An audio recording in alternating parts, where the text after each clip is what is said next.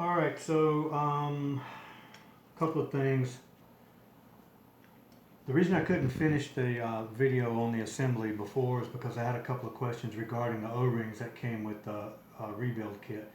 They sent me round O-rings, regular round stock O-rings. The ones that came out, I don't know if you can tell, but they are square stock, square O-rings, and the smaller one is beveled on this side and beveled on this side.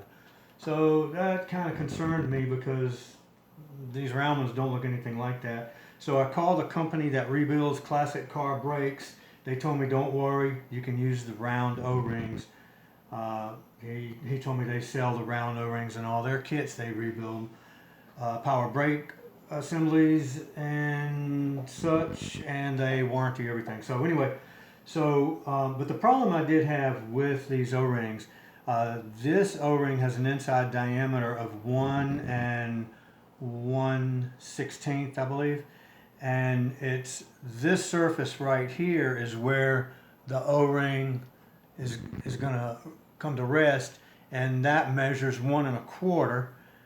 So that makes this O-ring too small, and they're both the same size O-rings, but the smaller one, which rests on this surface right here, is too big.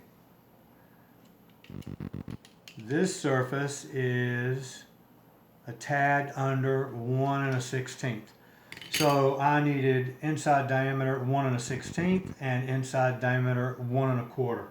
And I also wanted to be sure that they were the correct O-rings that were compatible with .3 brake fluid. So I ordered EPDM O-rings 1 1/8 and 1 1/4. No, wait, 1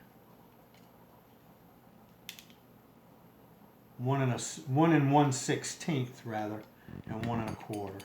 So they seem to fit better. So anyways, that takes care of that. So I'm going to take the O-rings that they sent me, and I'm going to throw them away because I don't know what they're made out of, and they're the wrong size anyway. All right, so a couple of things. Let's see. Okay, so also this nut that goes on the hydraulic cylinder has a more defined bevel on one side than it does the other. They're both are beveled, but this has a more defined bevel.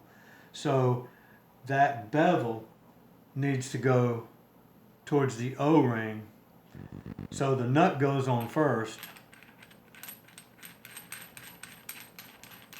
and then the larger O-ring goes on. And now I put this nut on with the larger, more defined bevel up, and then this larger O-ring goes on right there, and that bevel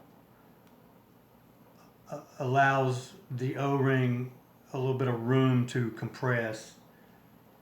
Alright, so then alright, so I'm gonna have to take this outside. There is a crush washer that goes in here. I'm going to have to take this out and put it in the vise and tighten it down. Crush washer goes in. If you remember, I've already assembled the check valve in there. So the crush washer goes in. There was a copper crush washer came out. The kit had an aluminum crush washer.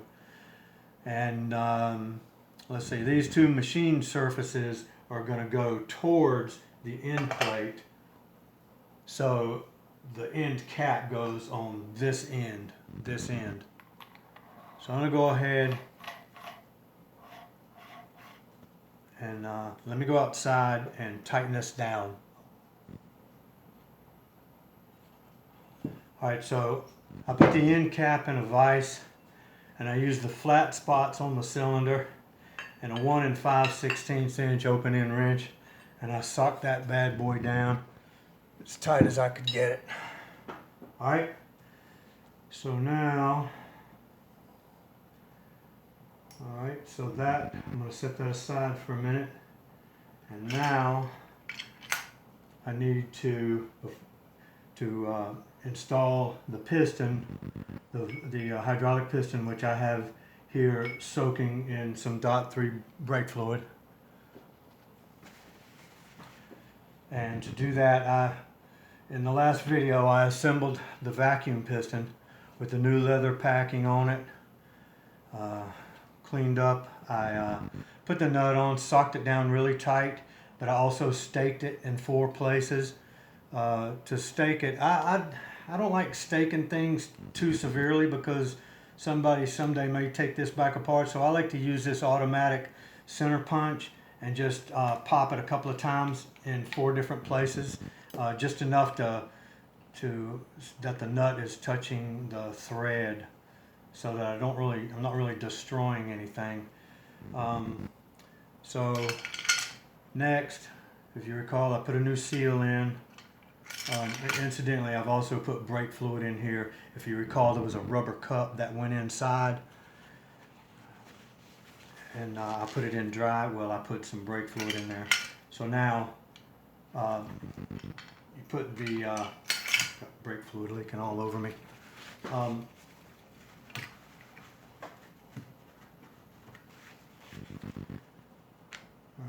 so you put the big return spring on it. It centers itself. And hold on a second, I need to grab my clamps. Alright, so you put the return spring on, put the vacuum piston shaft in, and compress it. And here you're supposed to use a special tool, not necessary, just clamp it like this.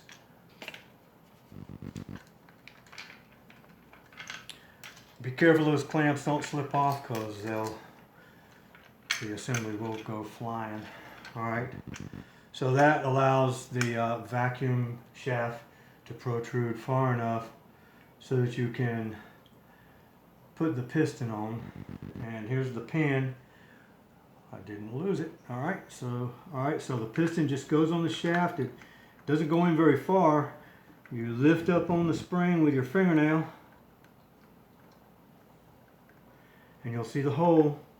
Well, I'll tell you what, I'm going to start the pin in the piston first and let the tension of the spring hold it in place where it's just barely sticking through into the inner diameter. And then I'm going to line it up with the hole in the vacuum piston shaft, and hopefully be able to push it through. So there it goes. And use my pick to make sure it's all the way in. And then the spring actually retains that pin, keeps that pin in place. Check it on both sides, make sure the pin is being held in place by that spring. So that's that. And of course now the piston and the seal are wet with .3 brake fluid. Okay, so I'm going to put a little .3 on the inside of this cylinder, which I don't know if I mentioned before, I did hone this cylinder a little bit with my 1-inch brake cylinder hone, just to clean it up, make sure I had nice surfaces. Alright, so I got this rubber O-ring in the beveled part of the hex nut, and then I'm going to put the smaller O-ring on the smaller machined area of the cylinder. I'm going to go ahead and wet that with brake fluid and gently slide the piston on.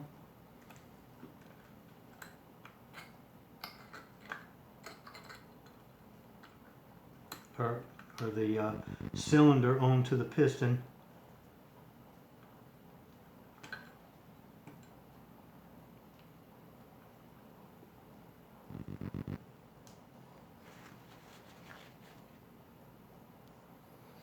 Alright, it fought me just a little bit. But I got it to slide. You got to be careful and kind of rotate it in a circular motion. Rotate the cylinder in a circular motion to get that cup, that seal, to feed into it without damaging it. All right, so and well, before all right, so the O-ring has fallen off. All right, hold on just a second. Let me get this O-ring straightened out. Okay, so it was easier to just push the O-ring down into the seat inside the cylinder in the end plate. So again, I'll try to put the piston into the cylinder without messing up the seal.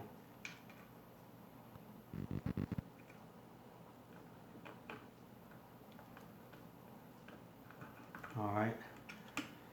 So, and by the way, the smaller O-ring fits on a shoulder that is beveled down, and then this shoulder where it's going to mate up to is beveled up. That's what gives that O-ring a room to be there. All right, so I'm just going to tighten this up by hand at first. Supposed to snug it down.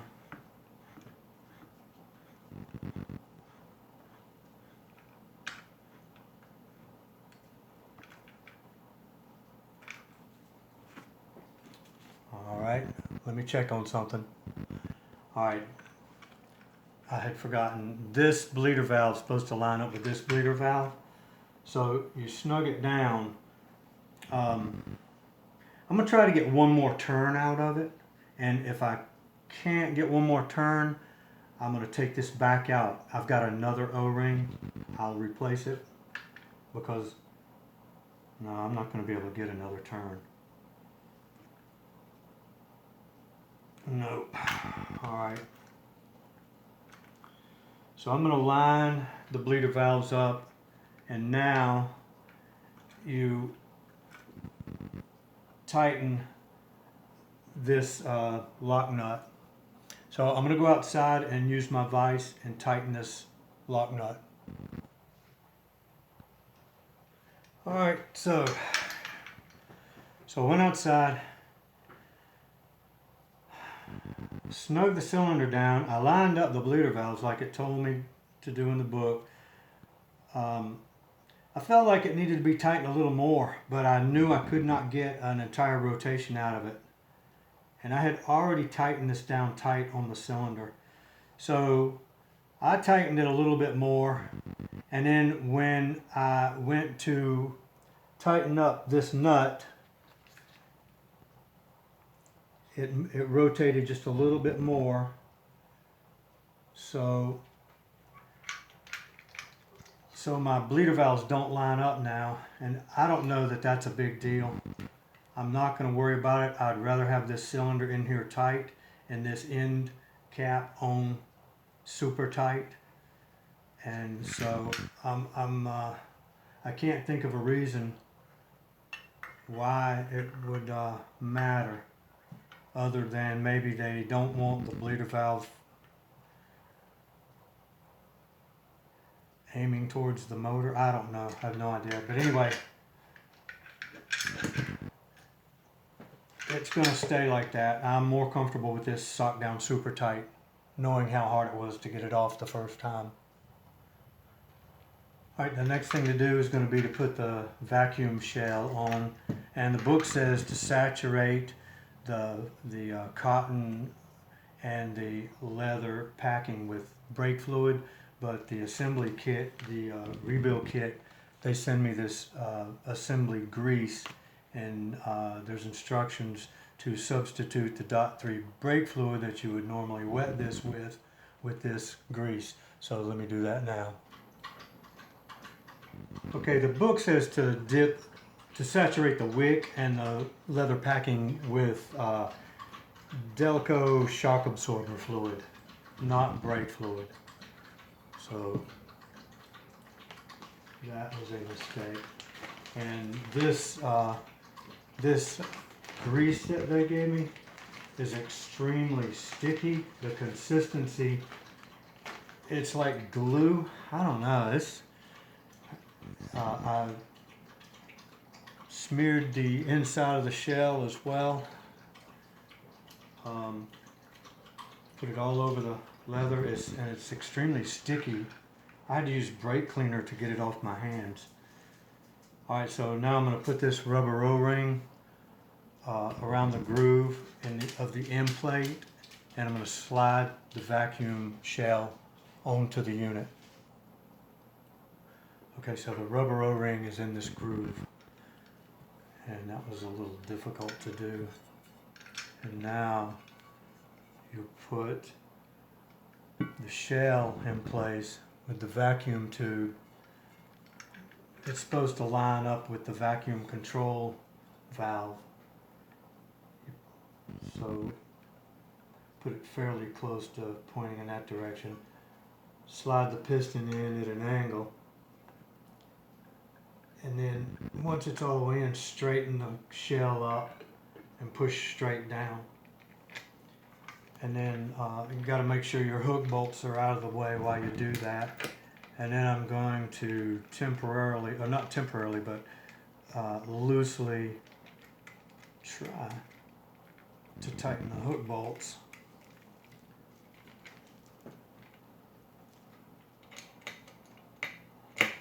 So that the shell stays in place.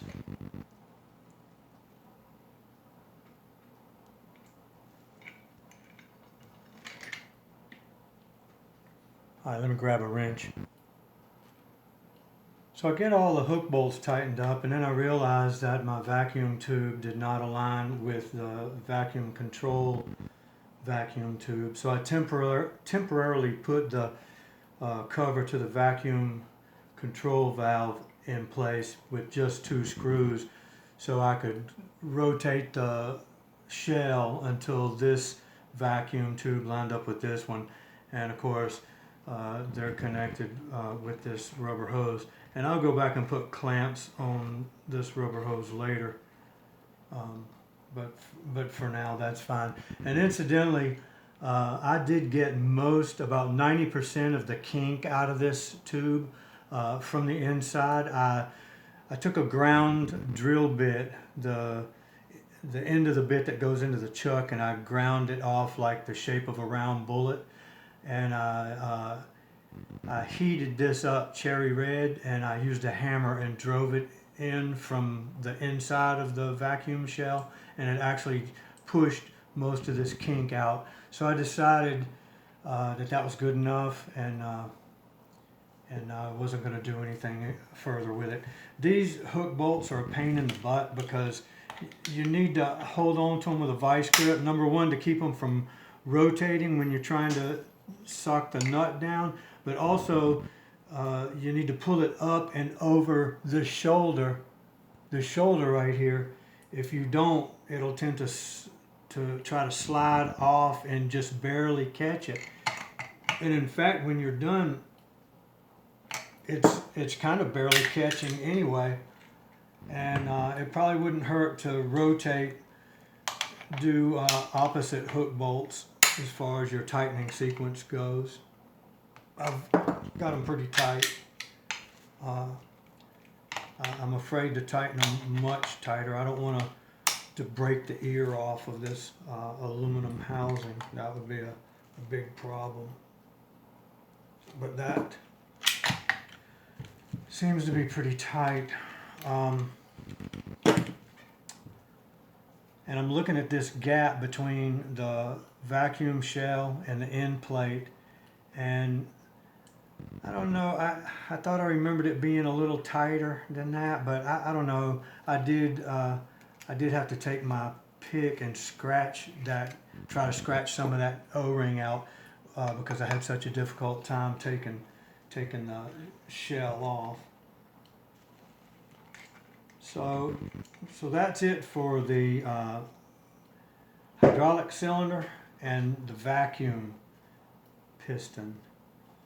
So I had temporarily put this cover on, but I got to take it back off because there's components that go inside the vacuum control valve, of course, that I've not put in yet.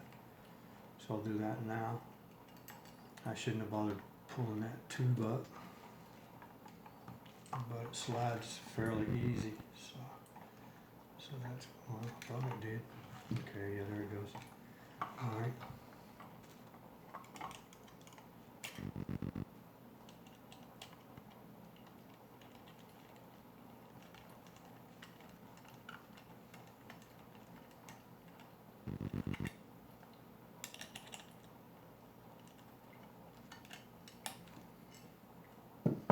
All right, so I guess the next thing can be to go ahead and put the vacuum control valve together. So, so this is the piston assembly, a little piston in the cylinder, and the piston faces with the hole toward the big hex head.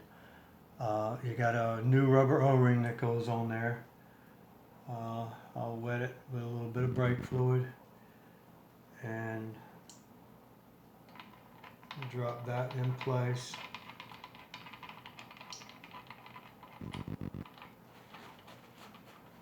And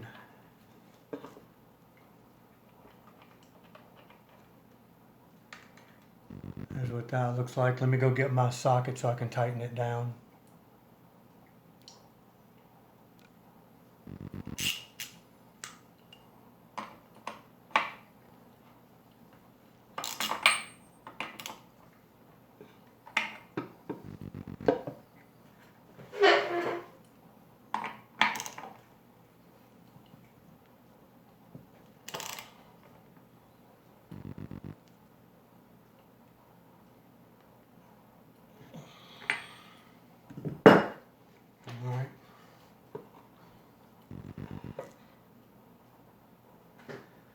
Alright, the next piece that goes in is the diaphragm.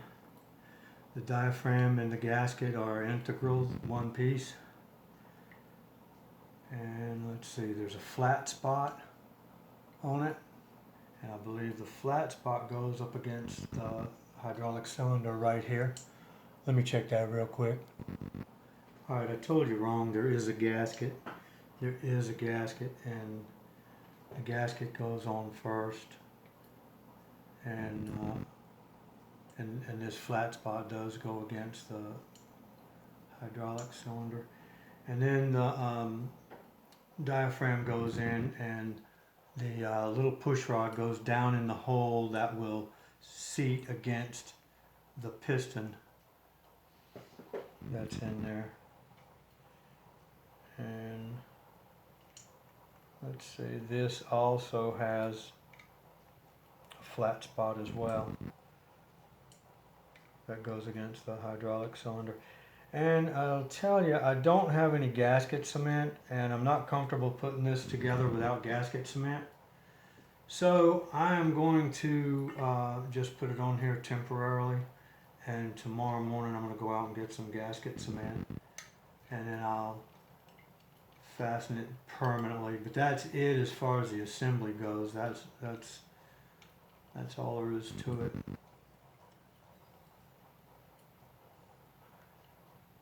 And the gasket does go on first, and then the diaphragm drops on top of the gasket. So I'm just going to put 2 screws in it because, like I said, I'm going to take it back off in the morning, and I'm going to get some spray gasket cement so I can just put a light coat on it. When I took this thing apart, there was, if you recall, there was some blue silicone right here where someone else had tried to seal it as well. Alright, so, and I did get new bleeder valves with the kit, but I'm going to leave these old ones in. I think I'll probably paint this thing. I'll leave the old ones in until I paint it, and then I'll replace the bleeder valves. So then this is the fitting in a copper crush washer where your brake line goes in, the 5/16 brake line that comes up from the master cylinder. Okay, that goes in, that'll snug down with a wrench in a minute. And then you've got the vacuum check valve. And I'm going to put a little bit of Teflon tape on that. And by the way, in the other videos, I just put this together dry, but I put Teflon tape on these threads as well. So this video is probably a little choppy and I made a couple of mistakes, but hopefully maybe you can get some use out of it. These are obviously not very common or popular probably. This thing being out of a 55 Caddy, but it's used in other applications too. I think pretty much every vehicle uses Bendix, Hydrovacs, Studebaker, Chevrolet, all of GM, Fords, I think trucks, all kinds of stuff. But they're all a little different too. So I took this filter material out of the vacuum control valve. I think it's horsehair, and if you recall, it was like a burgundy brown in color. But I put it in my ultrasonic cleaner, and it came super clean. And I started to reuse it, but it seems kind of brittle, and when I tried to bunch it back together to sort of reshape it, because it lost some of its shape, seems like some small pieces were breaking off, so it is a little bit brittle, I guess, with age. So I just decided to go ahead and stick with the foam that came in the rebuild kit. But anyway, that's it. I think, let me think. Yeah, the only thing I'm a little disappointed in is that my bleeder valves don't line up, because this is supposed to be clocked so that they line up. But when I tighten this nut down, it went ahead and rotated the cylinder just a little bit more, because I really tightened this down, like, because it came off so difficult. I figured I better put it back on extremely tight, and I'm very leery of leaks. I don't want anything to leak, although this unit's not difficult to take out of the car. So if it has to come back out, it has to come back out, and I can always buy one that's already rebuilt if this one has a malfunction or fails. But hopefully it won't. I like to use as many original pieces to the car as possible and keep it as original as possible. That's assuming this was the original piece, but who knows. Anyway, so that's that. So that's it for now.